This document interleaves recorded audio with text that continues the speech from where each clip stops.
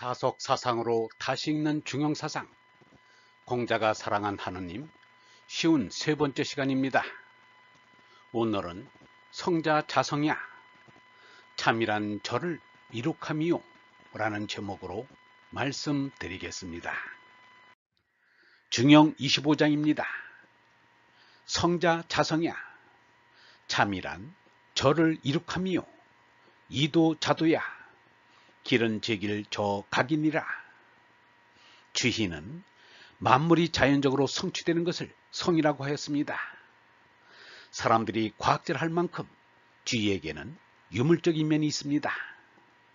만물은 스스로 생겼는지는 몰라도 머지않아 멸망하게 되어 있습니다. 그러면 그것은 자멸이지 자성이 아닙니다. 주희의 생각은 너무나 짧습니다. 주희처럼 풀이하면 이 글은 죽습니다. 성은 절대적 진리인 어리입니다. 바꾸어 말하면 하느님이십니다. 하느님은 누가 있게 해서 있는 것이 아닙니다. 모세가 호렙산에서 하느님을 만났을 때 당신은 누구시냐고 하자 나는 곧 나다 라고 하였습니다. 그게 바로 성자 자성야라는 말과 같습니다. 어린 성은 어떻게 존재하는가 하면 스스로 있어서 있습니다. 그러나 만물은 하느님께서 있게 해서 있는 것입니다. 성은 스스로가 길이요 진리요 생명이다. 성자는 얼라로 참나인 하느님입니다. 내가 참나가 되려면 제나가 죽어야 합니다.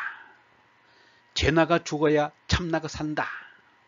완전히 제나가 없어져야 참나다. 참나가 우주의 중심이다. 참나와 하느님은 하나다. 참나와 성령은 하나다. 참나로는 내 생명과 하느님의 생명이 하나다. 참나와 하느님은 이어져 있다. 그리하여 유한과 무한이 이어져야 한다.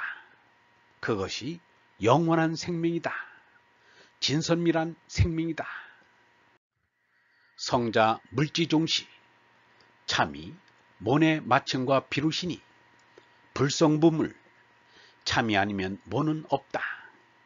시고 군자 성지 위기, 이러므로 그이 참에 나가는 것이 으뜸이니라. 참은 비롯도 없고 마침도 없습니다. 그러므로 참은 영원하고 무진합니다.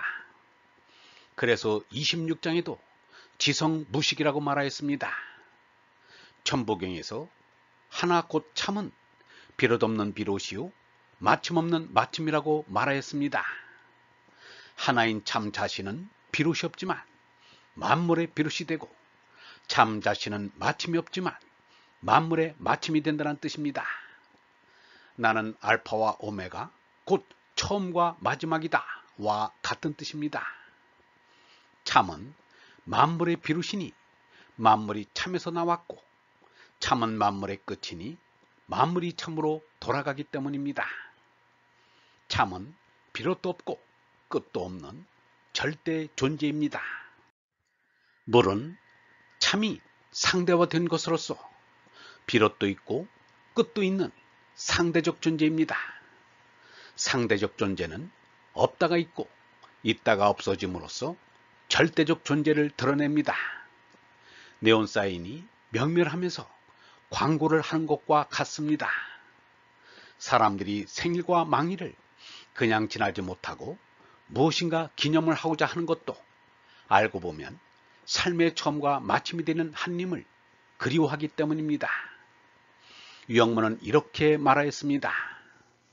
맨 처음과 맨 끝을 찾는 것은 이 속 때문이다. 나 때문이다.